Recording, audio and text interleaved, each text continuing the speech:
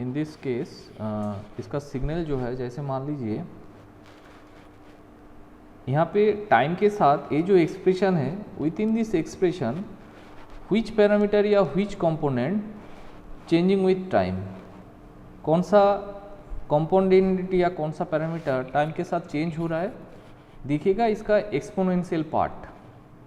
ठीक है, ऐसे एक्सपोनेंशियल पार्ट मतलब क्या, हम लोग ऐसे करके ग्राफ करते हैं, मतलब टाइम के साथ ये चेंज हो रहा है, यस और नो, समझ में आ रहा है।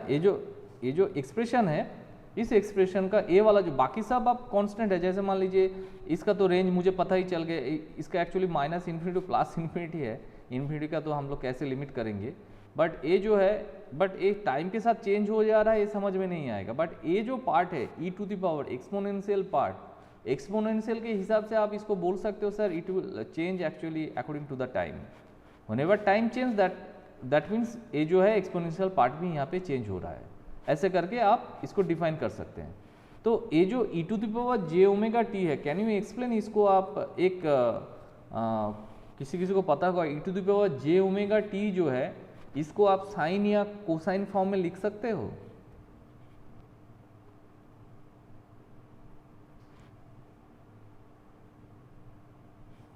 Surendra, yes sir. E to the power j omega एक फॉर्मूला होता है, पता है आप लोगों को? आप लोग कौन यहाँ पे 12 करके आए हो?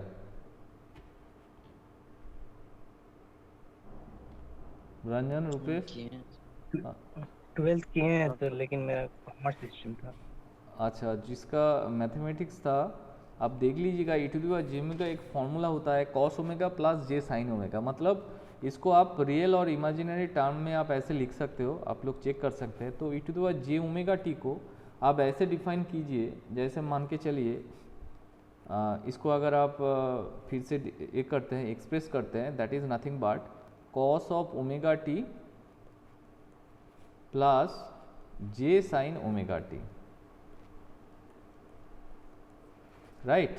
तो जे जिसके साथ अटैच है, दैट मीन्स व्हाट, ये आपका इमेजिनरी है कॉम्प्लेक्स, और ये जो है आपका रियल होता है ना, आई प्लस जे ऐसे करके रियल और इमेजिनरी पार्ट, ये तो पता है एकदम, ठीक है। तो ये है आपका रियल पार्ट, ये है आपका इमेजिनरी पार्ट। तो अब इस दो पार्ट को आप डिज़ाइन कीजिए, तो कैसे डिज़ाइन करोगे, तो जैसे मान लीजिए ये जो है पहला वाला पार्ट को हम डिज़ाइन करेंगे, तो कॉस ओमेगा टी है, तो मान के चलिए ये आपका टी है, ठीक है, ये आपका जो है आपका एक्स ऑफ टी ऐसे करके है यहाँ पे।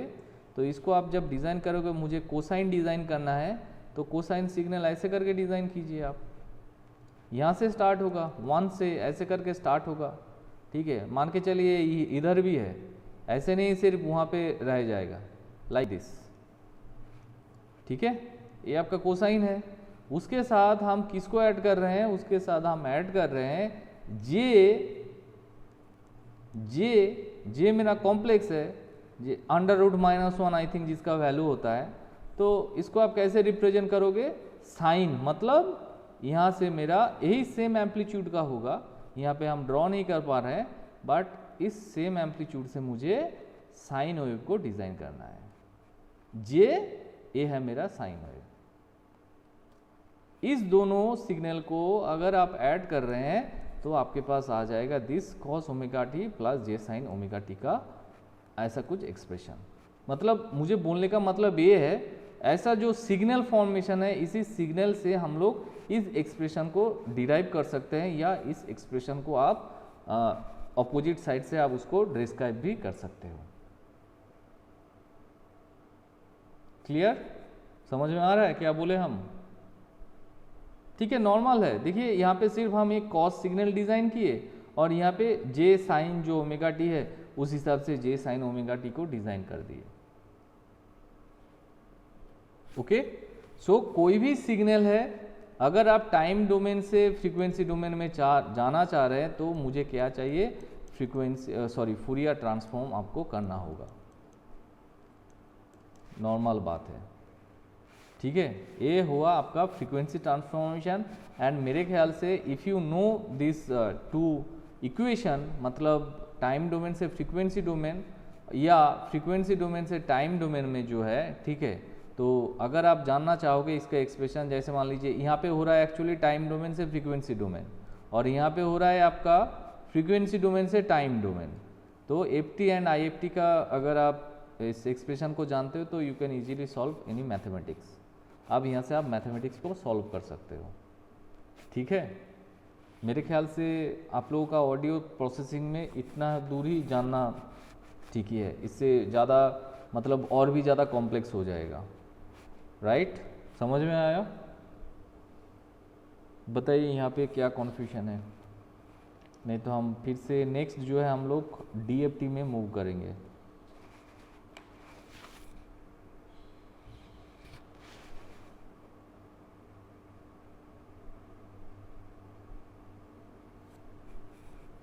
रंजन, सुरेंद्र, रुपेश बोलिए।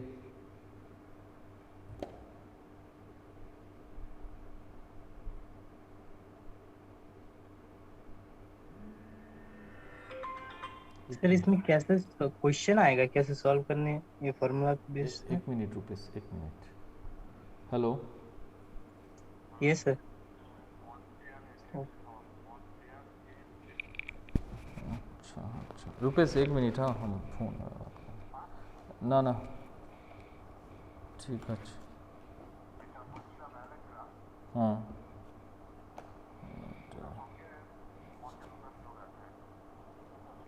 तो কি ন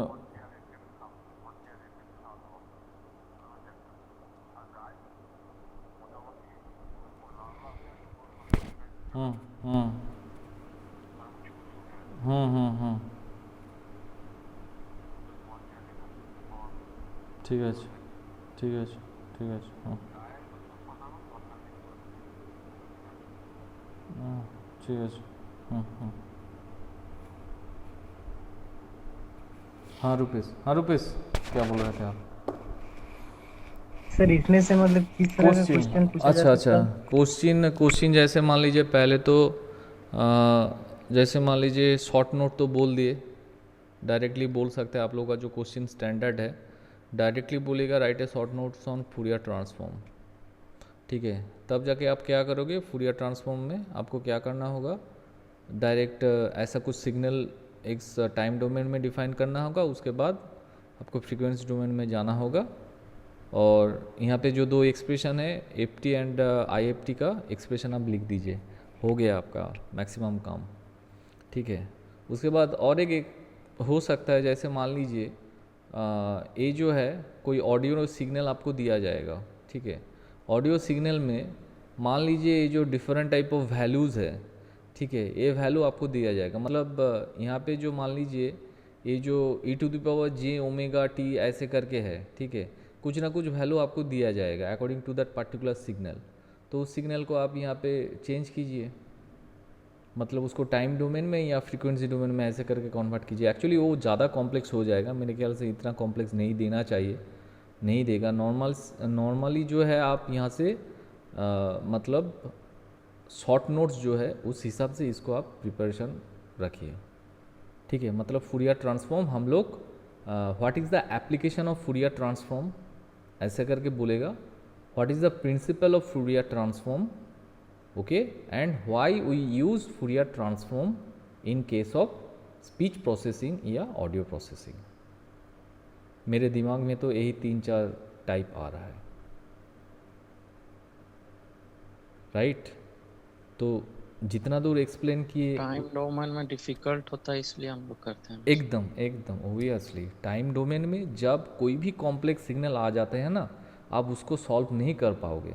मतलब कर पाओगे ऐसा बात नहीं है, नहीं कर पाओगे ऐसा बात नहीं है, बहुत कॉम्प्लेक्स हो जाता है। तो इजी होता है आप उसको फ्रीक्वेंसी डोमेन में लेके चले जाओ, उसका मतलब ग्राफिकल रिप्रेजेंटेशन भी इजी होता है, एंड उसको आप जब कैलकुलेट करोगे उस टाइम भी इजी होगा। समझ में आ रहा है? ठीक है, तो इसीलिए हम लोग मैक्सिमम केसेस में क्या करते हैं, उसको हम लोग फ्रीक्वेंसी डोमेन में ले जाते हैं। नॉर्मली लोग फ्रीक्वेंसी डोमेन लेके थोड़ा सा ऐसा सारा चीज़ है, इसीलिए बहुत दिक्कत होता है। बट इसके बाद देखिए अभी हम लोग डीएफटी स्टार्ट करेंगे, तो डीएफटी बहुत लेंदी प्रोसेस टाइप है। डीएफटी को ईजी करने के लिए हम लोग एफएफटी किए। तो डीएफटी समझने के लिए आपको पहले फूरियर ट्रांसफॉर्म समझना होगा। तो अब अगर फूरियर ट्रांसफॉर्म आप समझ चुके हो तो हम लोग डीएफटी करेंगे, ठीक है। तो मेरे ख्याल से यही 3-4 टाइप क्वेश्चन आ सकता है, अगर आएगा तो स्पीच या ऑडियो प्रोसेसिंग से, ठीक है। एक कौन सा पार्ट हो रहा है समझ में आ रहा है ना, मतलब स्पीच जेनरेशन से आपके पास जो कॉन्टिन्यूस वेव आया है उसको यहाँ से आपको एनालिसिस करना होगा।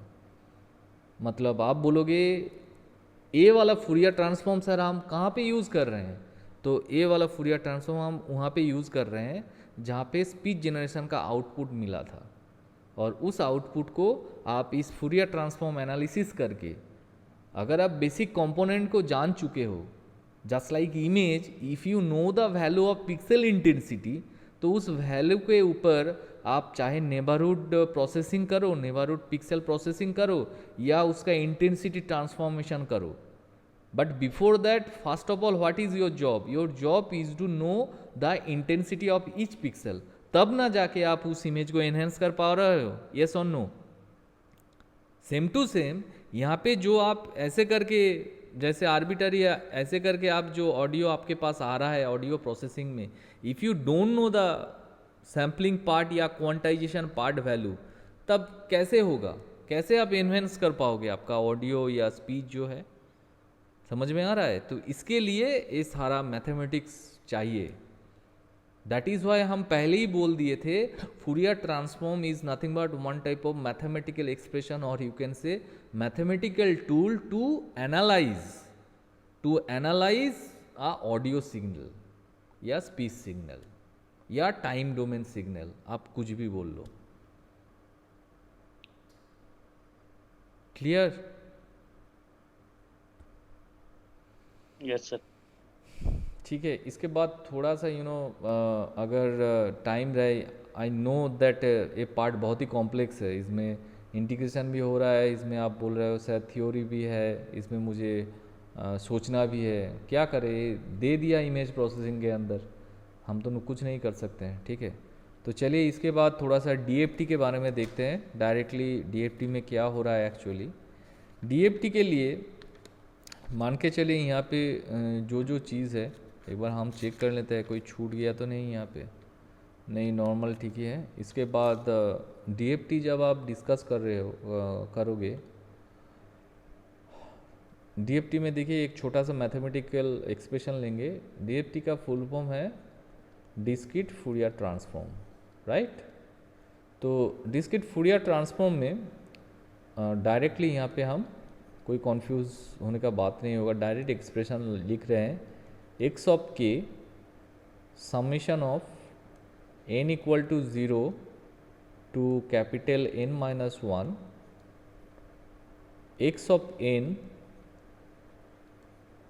Right, e to the power, इसमें सब में मैक्सिमम केसेस में e है, एक्सपोनेंशियल पार्ट है, e raise to minus j twice pi k n by capital N.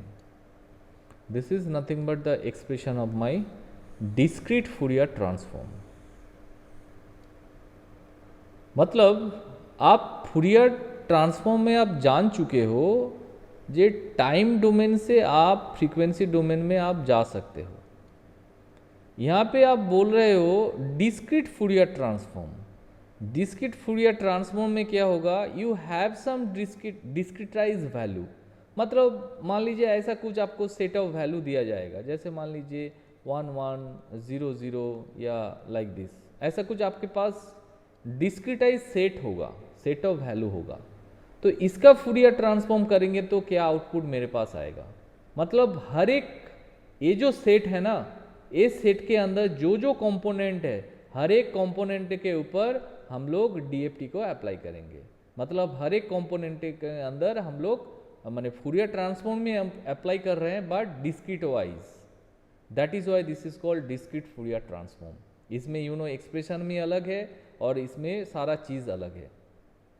Like यहाँ पे जो हम लोग डिफाइन किए, कैपिटल एन क्या है, कैपिटल एन देखिएगा, ये वाला इजी लगेगा। कैपिटल एन जो है, this is nothing but length of input sequence, length of input sequence, मतलब ये जो सेट है इसका लेंथ क्या है, तो इसका लेंथ क्या होगा, यहाँ पे कैपिटल N इक्वल टू 4 होगा। तो देखिए एक पैरामीटर का वैल्यू आपके पास आ गया है। What about x of n, यहाँ पे एक्स ऑफ एन क्या है, ये जो एक्स ऑफ एन है this is nothing but equal to input sequence, मतलब ये जो इनपुट सीक्वेंस है 1100 लाइक, इसको आप इनपुट सीक्वेंस बोलो, इसको आप इनपुट सीक्वेंस बोलोगे, ठीक है। उसके बाद व्हाट अबाउट दिस के एंड एन पैरामीटर, के एंड एन पैरामीटर जो है इसका वैल्यू एक्चुअली चेंज होगा 0 से लेके n-1 तक, हर एक का, मतलब n का वैल्यू भी 0 से लेके n-1 तक चेंज होगा, k का वैल्यू भी जो है आपका 0 से लेके n-1 तक चेंज होगा। मतलब अगर आपके पास मान लीजिए ऐसा कुछ सेट जो है, जो एग्जांपल पे हम लोग देख रहे हैं 1100, जैसे मान लीजिए दिस इज योर सेट 1100, ऐसा कुछ सेट आपके पास है, तो अगर क्वेश्चन आता है अप्लाई DFT, इसके ऊपर आप DFT अप्लाई करो, तो कैसे करना होगा, you know the value of n equal to यहाँ पे 4 है, तो n-1 क्या होगा, 3 होगा, तो इसका एक्चुअली नंबरिंग पोजीशन क्या होगा 1 0 1 2 3 ऐसे करके 0 1 2 3, राइट, 0 1 2 3। तो देखिए हम पहले ही बोले थे यहाँ पे क्या है, यहाँ पे एक्स ऑफ के है, मुझे एक्स ऑफ के निकालना है, और एक्स ऑफ के वेरी कर रहा है, के देखिए कहाँ से कहाँ तक वेरी कर रहा है, के already varies from 0 to n-1, तो मतलब यहाँ पे अलग से आपको क्या क्या निकालना होगा, आपको निकालना होगा यहाँ पे एक्स ऑफ 1 फास्ट होगा एक्स ऑफ 0, जैसे हम लोग DCT किए थे ना, डिस्क्रीट कोसाइन ट्रांसफॉर्म, याद कीजिए, जस्ट लाइक दैट।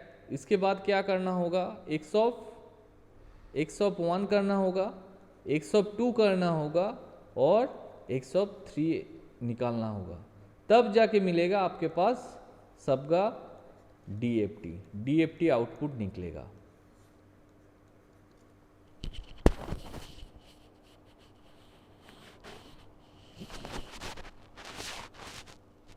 राइट, समझ में आ रहा है क्या कर रहे हैं हम लोग यहाँ पे, अभी जो चल रहा है सिर्फ मैथमेटिक्स क्लास मान के चलिए।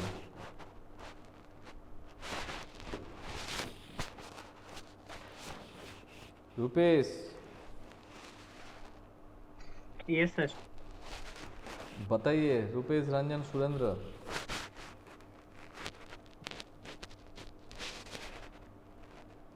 Yes sir. कहाँ पे कॉन्फ्यूजन है, बहुत सारा कॉन्फ्यूजन होना चाहिए। सर सुरेंद्र वहाँ बोलो। पे जो एक्स एन लिखे हैं इनपुट सीक्वेंस, तो इक्वेशन में हम एक्स एन के जगह क्या वैल्यू पुट करेंगे, एक्सन के जगह आप क्या वैल्यू पुट करोगे, चलिए इसको हम एक बार सॉल्व करते हैं, ठीक है, तब जाके समझ में आएगा। तो एक्चुअली एक्सन जो है मतलब एक्स एन ही है आपका 1100, यही है आपका 1100, ठीक है। तो आप बोलोगे सर इतना सारा इनपुट ऐसे करके यहाँ पे बैठाएंगे कैसे, चलिए देख लेते हैं एक करके, तब जाके देखिएगा बाकी सारा कुछ ईजी रहेगा, ठीक है। तो इसी को, ये मेरा फाइनल माने मेन एक्सप्रेशन है, इसमें हम पुट करेंगे x0 1 2 3 ऐसे करके, ठीक है। देखते हैं नेक्स्ट पेज में करते हैं इसको। x0 का जगह 1 है तो 1 पुट करेंगे क्या? ठीक है, देखते हैं यहाँ पे, चलिए n इक्वल टू 4 हुआ, ठीक है, n इक्वल टू 4 है, कैपिटल N इक्वल टू 4 है, राइट। तो n कहाँ से कहाँ तक वेरी करेगा, स्मॉल n 0 से लेके capital N-1, that is nothing but 0 से लेके 3 तक वेरी करेगा ओबियसली। तो ये जो मेरे पास सेट था 1100, इस सेट का अगर आप ऐसे करके 0 से लेके 3 वेरी कर रहा है, माने पोजीशन के हिसाब से लिखते हैं, तो 0 में 1 है, यहाँ पे 1 2 3, मतलब 0 पोजीशन में 1 वैल्यू है सेट का, 1 पोजीशन में 1 है, 2 पोजीशन में 0 है, 3 पोजीशन में 0 है, लाइक दिस। इसके बाद क्या करना है मुझे, फास्ट जो है मुझे k इक्वल टू 0, k भी वेरी कर रहा है आपका, यहाँ पे k भी वेरी कर रहा है आपका 0 से लेके 3 तक। तो फास्ट हम यहाँ पे वैल्यू डाल रहे हैं x k equal to 0, right. जहाँ पे प्रॉब्लम होगा प्लीज़ बोलिएगा। Summation of n equal to summation of n equal to 0 to 3, यहाँ पे n-1 था, x ऑफ n जैसे है ऐसे ही रख देते हैं, e to the power minus j twice pi, उसके बाद क्या है, कौन सा वैल्यू है, ट्वाइस पाई, k का वैल्यू है, k का वैल्यू क्या है यार 0 है, तो 0 क्रॉस n है, और इसके बाद by capital N which is nothing but 4। तो यहाँ पे 0 एक टर्म आ गया, मतलब पूरा टर्म आपका क्या होगा, e टू द पावर 0 होगा, which is nothing but what, which is nothing but 1। तो इसका एक्सप्रेशन क्या होगा, summation n equal to 0 to 3 x of n e to the power 0, e to the power 0 value क्या है 1 है, यहाँ पे 1 ही डाल देते हैं, ठीक है, e to the power 0 equal to क्या है 1 है। तो आपका फाइनल एक्सप्रेशन यहाँ से निकल रहा है n इक्वल टू 0 से लेके 3 xn, है कि नहीं, ये मेरा फाइनल एक्सप्रेशन है। What do you mean by that, what do you mean by that, मतलब xn जो मेरे पास सेट है, उस सेट के अंदर 0 से लेके 3 तक जो जो वैल्यू है उसको आप ऐड कर दीजिए। तो उसको अगर आप ऐड करोगे तो क्या वैल्यू होगा, देखिए सेट के अंदर क्या है, 0 पोजीशन में 1 है, 1 पोजीशन में 1 है, 2 पोजीशन में 0 है, 3 पोजीशन में 0 है। सो if you add total set, your result must be equal to 2, which is 1 plus 1। क्या समझ में आया? Yes sir. ठीक है, हम लोग हम लोग DCT में ऐसा किए थे, हम लोग भूल गए हैं। डिस्क्रीट कोसाइन ट्रांसफॉर्म में ऐसे e टू द पावर जो था उस हिसाब से किए थे। तो लाइक दिस, इसके बाद देखिए जब आप k इक्वल टू 1 करोगे, हम यहाँ पे डायरेक्ट वैल्यू डाल दे रहे हैं, आप लोग प्लीज़ इसको चेक कीजिएगा, तब जाके मान के चलिए। हाँ, हम एक DFT का एक एग्जांपल किए, तो यहाँ पे क्या होगा, k इक्वल टू 1 का वैल्यू जो है वो एक्चुअली होगा, यहाँ पे बोल दे रहे हैं 1 माइनस जे, हम डायरेक्ट वैल्यू सब लिख रहे हैं, ये है आपका 1 माइनस जे, 1 माइनस जे, ठीक है, 1 माइनस जे। अच्छा, x k इक्वल टू 2 का वैल्यू होगा, आई थिंक यहाँ पे लिखा है, यहाँ पे सॉल्व किए थे, दैट इज़ एक्चुअली 0 आएगा, चेक कीजिएगा। अच्छा, x k equal to 3, that is 1 plus j, ठीक है। देखिए, तो आपका जो पहला वाला मतलब सेट था 1, 1, 0, 0, if you apply DFT here over here, you will get the value that is nothing but 2, 1 minus j, 0, 1 plus j।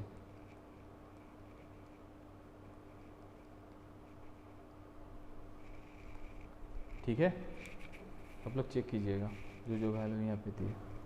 तो ये हो गया आपका DFT, डिस्क्रीट फूरियर ट्रांसफॉर्म, आप एक इनपुट सेट के ऊपर अप्लाई किए।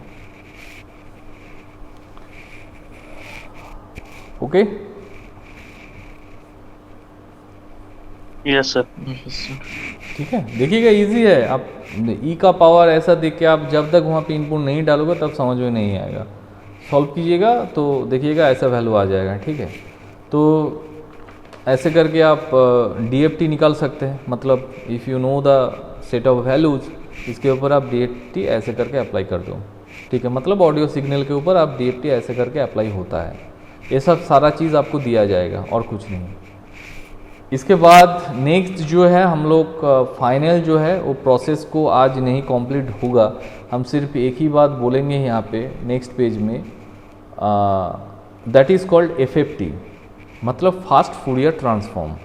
पहले हम लोग देखे FT फूरियर ट्रांसफॉर्म, उसके बाद discrete Fourier transform, that I have some discrete values from there how to calculate the Fourier transform, वो हम लोग देख लिए। इसके बाद यहाँ पे डिस्क्रीट फूरियर ट्रांसफॉर्म में ना कुछ प्रॉब्लम हो रहा था। जैसे मान लीजिए आप डिस्क्रीट फूरियर ट्रांसफॉर्म मान लीजिए यहाँ पे हम कितना वैल्यू के ऊपर अप्लाई किए इस सेट के अंदर, हाउ मेनी वैल्यूज, माने what is the length of this set, length क्या था, कैपिटल N इक्वल टू 4। मतलब 4 जो क्या बोलते हैं, माने 4 डिफरेंट वैल्यू के ऊपर आप DFT किए और इसके लिए आपको इतना सारा प्रोसेस करना पड़ा।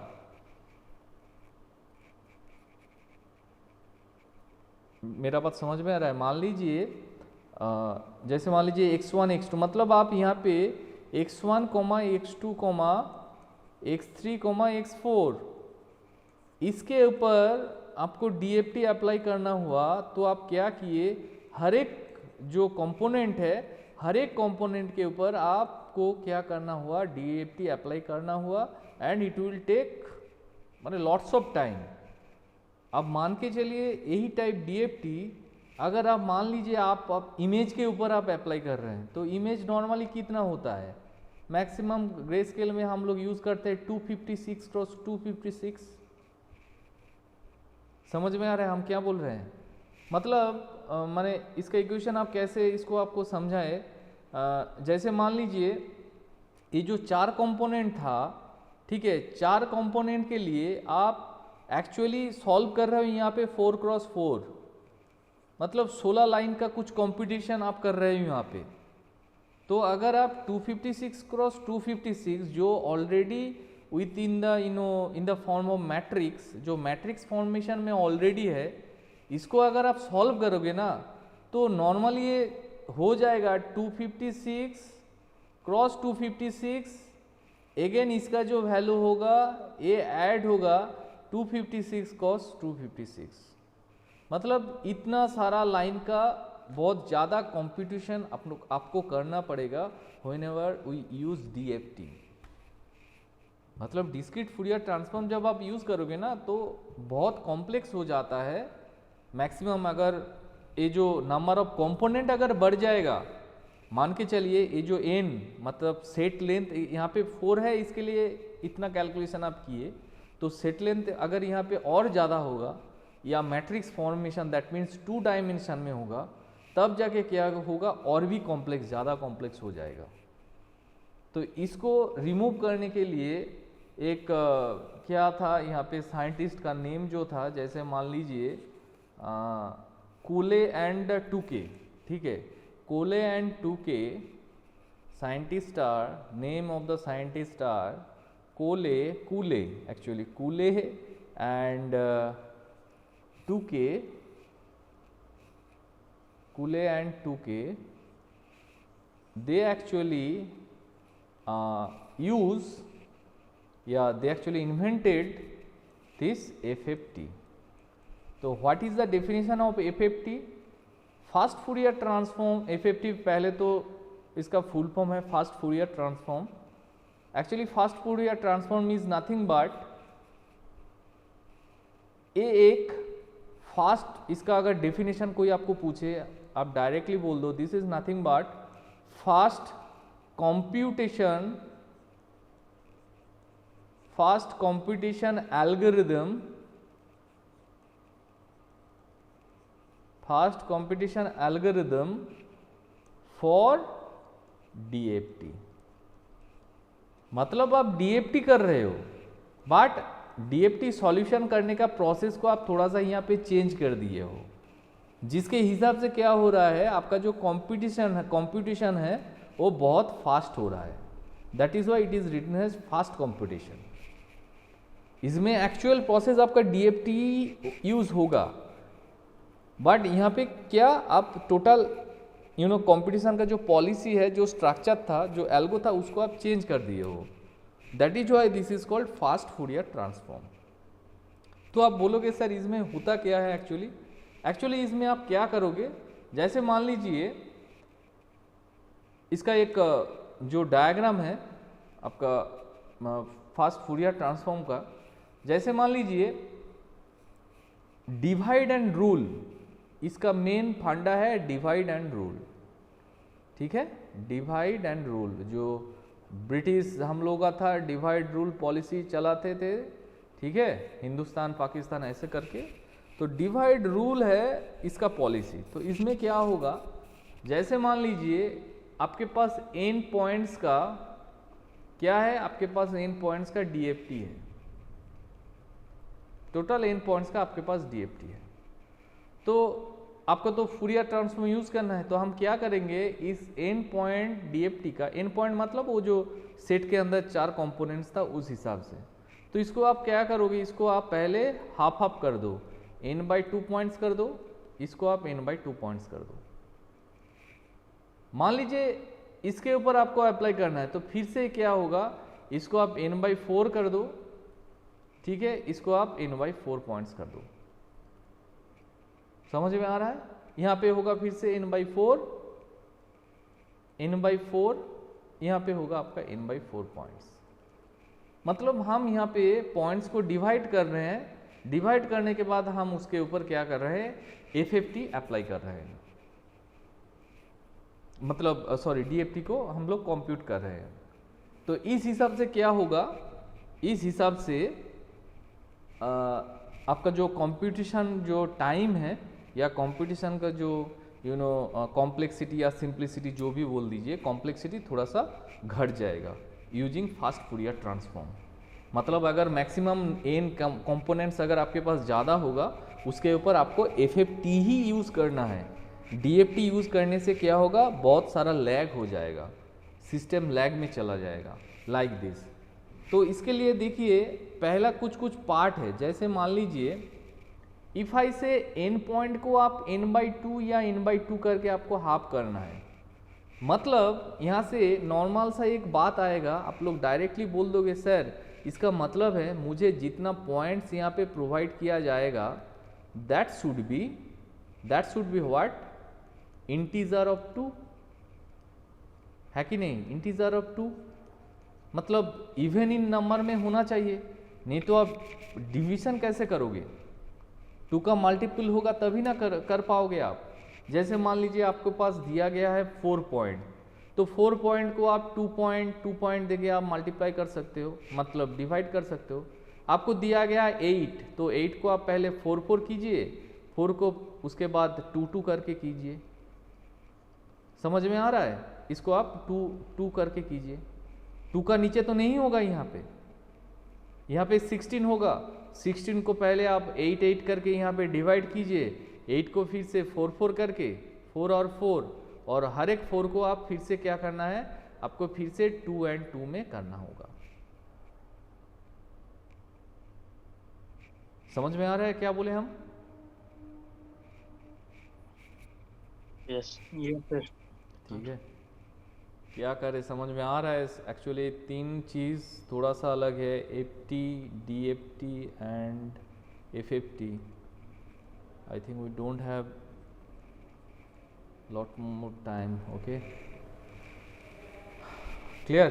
तो इसके हिसाब से हम लोग अप्लाई करेंगे FFT। तो FFT का मेन जो चीज़ है यहाँ पे दैट इज़ रेडिक्स 2 अगर हम मानते हैं, माने जिसका आप इंटीजर 2 आप लिखे हो, इसको एक्चुअली बोला जाता है रेडिक्स 2 के हिसाब से। रेडिक्स 2 का 2 फॉर्मूलेशन यहाँ पे होता है, DIT एंड DIF, ठीक है। DIT stands for what, DIT stands for decimation in time, decimation in time, and ये जो है आपका डेसिमेशन इन फ्रीक्वेंसी, ठीक है। इस हिसाब से मुझे FFT को सॉल्व करना है। एंड FFT देखिएगा बहुत ही मज़ेदार एक चीज़ आएगा, जैसे मान लीजिए यहाँ पे हम लोग का उसका डायग्रामिकल अगर आप इसको सॉल्यूशन करते हैं, जैसे मान लीजिए यहाँ पे आपके पास कुछ ना कुछ x⁴n तक वैल्यू रहेगा, वहाँ से आपको क्या करना है, ऐसे करके वहाँ पे बहुत सारा माने फिल्टरिंग टाइप आएगा, उसको आप फिर से ऐसे करके करोगे, ठीक है। करने के बाद एक में यहाँ पे कुछ आउटपुट वैल्यू आएगा आपके पास, यू हैव सम वैल्यूज़।